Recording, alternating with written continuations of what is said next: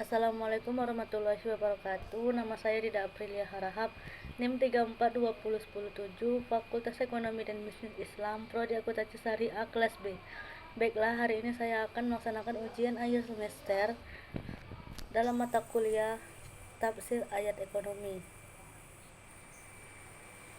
Soal pertama yaitu hafalkan salah satu ayat pada materi jual beli, kemudian jelaskan kandungannya.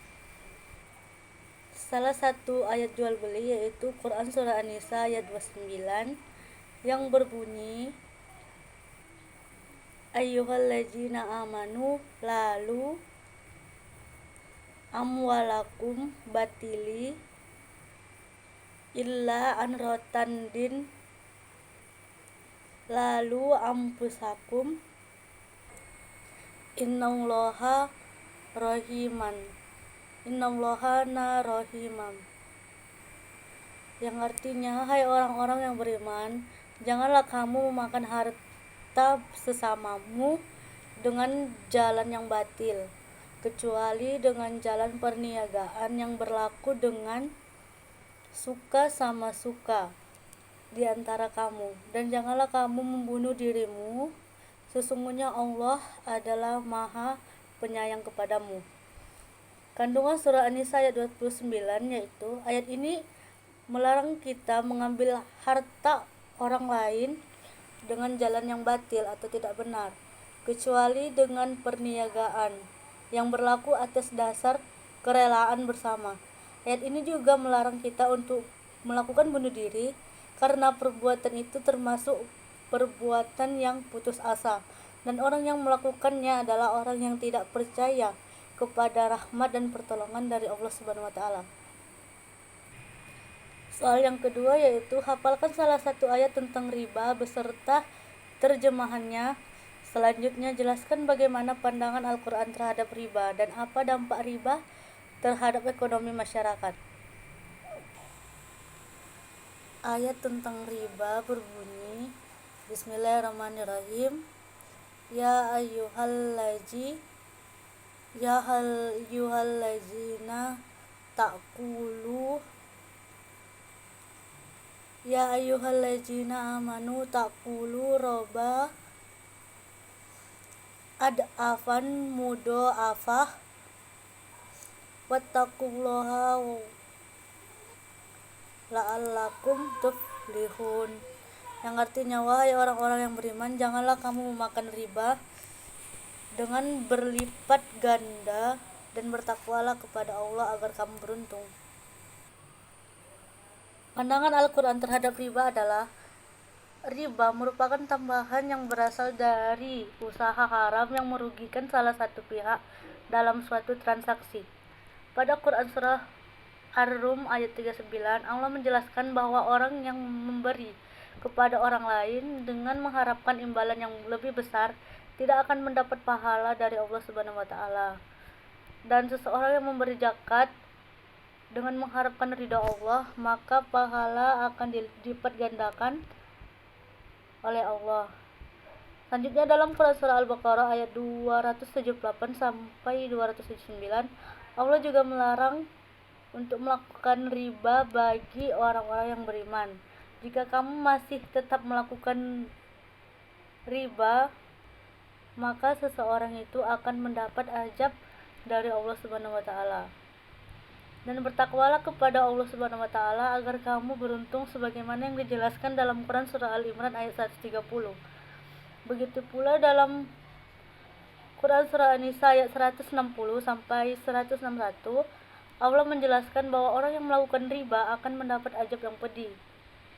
Dampak negatif riba pada ekonomi masyarakat yaitu akan menimbulkan krisis ekonomi, kesenjangan pertumbuhan ekonomi masyarakat dunia makin terjadi secara konstan, sehingga yang kaya makin kaya dan yang miskin makin miskin. Selanjutnya yaitu berpengaruh terhadap investasi, produksi, dan terciptanya pengangguran. Semakin tinggi suku bunga atau riba, maka investasi akan menurun Jika investasi menurun, produksi juga akan menurun. Jika produksi menurun, maka akan meningkatkan angka pengangguran. Selanjutnya, riba dapat menimbulkan inflasi, menjerumuskan negara berkembang kepada jebakan hutang yang dalam, sehingga untuk membayar bunga saja orang tersebut kesulitan, apalagi membayar utang pokok. Soal nomor 3 yaitu paparkan dengan jelas aturan Al-Quran tentang utang piutang. Ungkapkan ayat Al-Quran yang mendasarinya. Utang piutang adalah memberikan harta kepada orang yang akan memanfaatkannya dan mengembalikannya. Aturan utang piutang di dalam Al-Quran yaitu jika kita melaksanakan utang piutang dengan waktu yang ditentukan atau bertempo, maka transaksi tersebut harus dicatat agar tidak terjadi perselisihan antara pihak yang terlibat. Selain itu, orang yang mencatat transaksi harus bersifat adil dan jujur, sebagaimana yang dijelaskan dalam Quran surah Al-Baqarah ayat 282. Soal yang keempat yaitu kemukakan persamaan dan perbedaan utang piutang menurut perspektif Al-Quran. Dan menurut analisis saudara, apakah hikmah dianjurkannya kedua hal tersebut?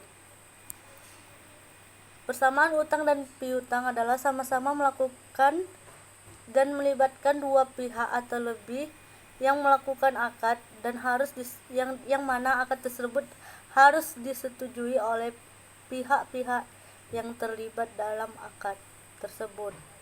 Perbedaan utang dan piutang adalah,